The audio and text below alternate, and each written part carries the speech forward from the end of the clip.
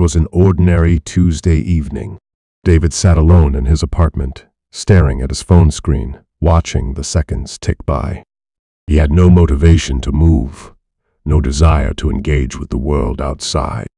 The once vibrant and passionate young man had become a shadow of himself, worn down by years of struggles, disappointments, and unanswered questions. It felt like his life was stuck in a loop of frustration and failure. Despite his efforts, things seemed to go wrong. Work was a battlefield, filled with toxic competition and unmet goals. Relationships were strained, as friends grew distant, and his romantic life was non-existent. Even his family, who used to be his rock, now seemed burdened by their own challenges, unable to provide the support he so desperately needed. David took a deep breath, feeling the weight of his burdens crushing down on him. The thoughts running through his mind were relentless. Why me? Why does everything have to be so hard? What have I done to deserve this life? He glanced at the clock again, now showing 11:45 p.m. He hadn't moved from the couch in hours. Just as David was about to put his phone down and succumb to another sleepless night, his phone rang. Startled, he glanced at the screen. There was no name, no number, just unknown caller.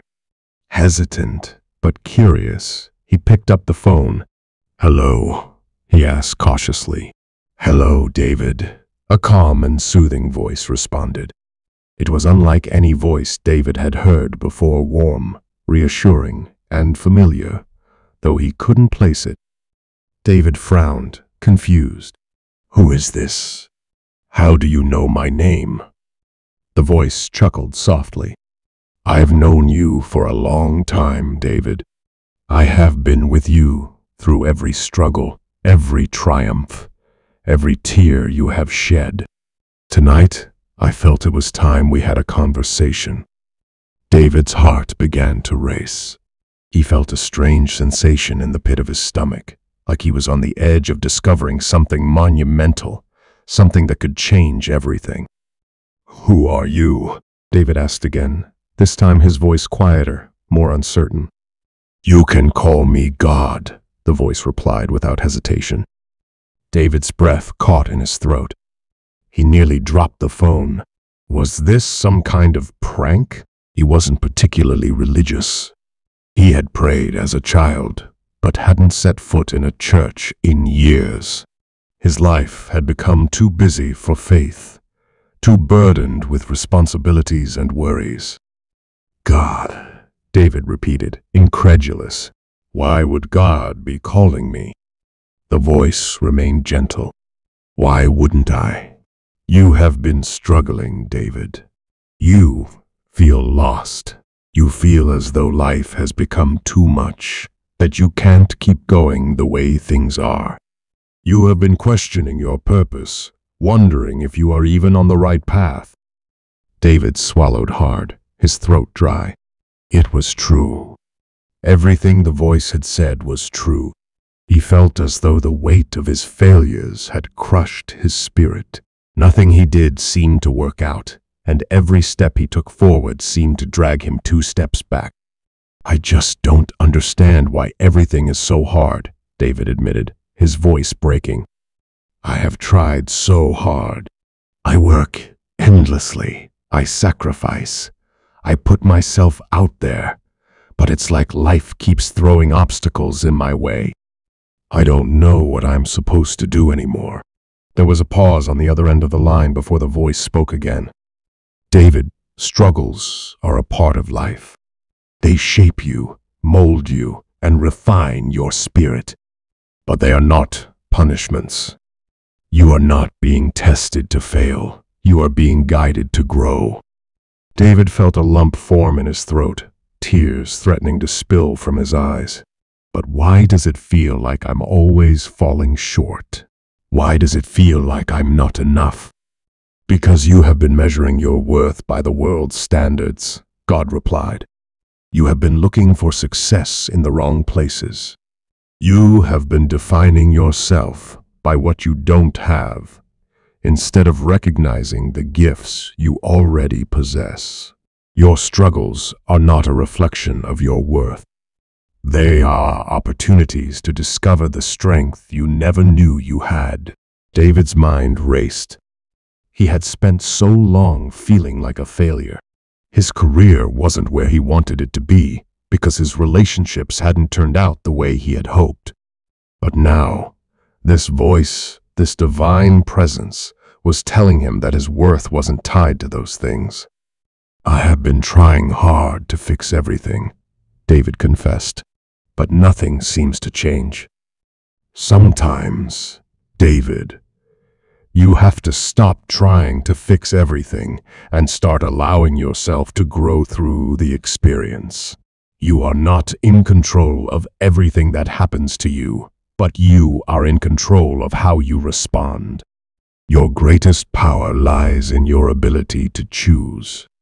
David closed his eyes, letting the words sink in. He had always believed that if he worked hard enough, if he pushed himself to the limit, he could solve all his problems. But maybe that was the problem. He had been trying to control every aspect of his life, and when things didn't go his way, he felt like a failure. "What do I do?" David asked, his voice barely above a whisper. "How do I move forward from here?" "You begin by trusting," God answered. "Trust that there is a purpose behind your struggles. Trust that the road you are on, though difficult, is leading you to a place of growth and transformation. You may not see it now, but every challenge you face is shaping you into the person you are meant to become." David wiped a tear from his cheek. "But so hard," he admitted, his voice trembling. "It feels like I am fighting a battle I can't win." "You are not fighting alone," God assured him. "You never have been. I have been with you every step of the way, even when you couldn't see it. When you thought you were abandoned, I was carrying you through your darkest moments. When you doubted yourself, I was whispering to your heart, telling you to keep going. You are never alone, David, and you never will be." David felt a strange sense of peace wash over him, a peace he hadn't felt in years. He didn't understand everything, but for the first time in a long time, he didn't feel like he had to. Maybe that was the point. Maybe he didn't have to have all the answers right now. "So, what do I do?" David asked again, this time with a sense of calm he hadn't felt before. "You take it one day at a time," God replied. "You let go of the need to control every outcome. You focus on the present moment, on what you can do today, and you trust that the future will unfold as it is meant to. Don't rush the process, David. Growth takes time." David nodded, even though the voice couldn't see him. "I will try," he said softly. "That's all I ask," God replied, the warmth in his voice returning. "Trust yourself, David. Trust the process. And remember, no matter how difficult the journey gets, you are never alone. I am always with you." The call ended, and David sat there in silence, holding the phone. He didn't fully understand what had just happened, but he knew it was profound. He felt lighter, as though a burden had been lifted from his shoulders. For the first time in a long time, David felt hopeful. The struggles hadn't disappeared, but they didn't seem as overwhelming anymore. He had a new perspective, a belief that maybe, just maybe, he was precisely where he needed to be. As he lay down to sleep that night, David whispered a simple prayer: "Thank you." He didn't know what tomorrow would bring, but for the first time, he wasn't afraid. The following day, David woke up with a renewed sense of purpose. The challenges were still there, but they didn't define him anymore. He had been reminded of something more important, that he was loved, guided, and never truly alone. And that was enough. With a deep breath, David got up and faced the day, knowing that whatever struggles lay ahead, he had the strength to overcome them. After all, he wasn't walking this path alone. Do not be anxious about anything. Instead, pray and present your requests to God with thanksgiving. Then God's peace, which exceeds anything we can understand, will guard your hearts and minds. God is our refuge and strength, always ready to help in times of trouble. So we will not fear when earthquakes come and the mountains crumble into the sea. Be strong and courageous. Do not be afraid or terrified because of them, for the Lord your God goes with you. He will never leave you nor forsake you. Remember that God is always with you. Your situation may be genuinely threatening, but God has not abandoned you. He promises to stay with you. Even if your situation is so bad that it results in death, God has not left you, but has instead brought you into His very presence. Do not worry about anything. Instead, pray about everything.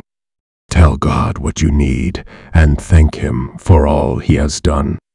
Then you will experience God's peace, which exceeds anything we can understand. His peace will guard your hearts and minds as you live in Christ Jesus.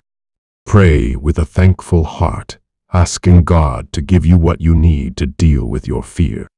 Peace is not the absence of fear, but the conquest of fear. Peace is not running away, but overcoming. Subscribe for more videos. Thank you.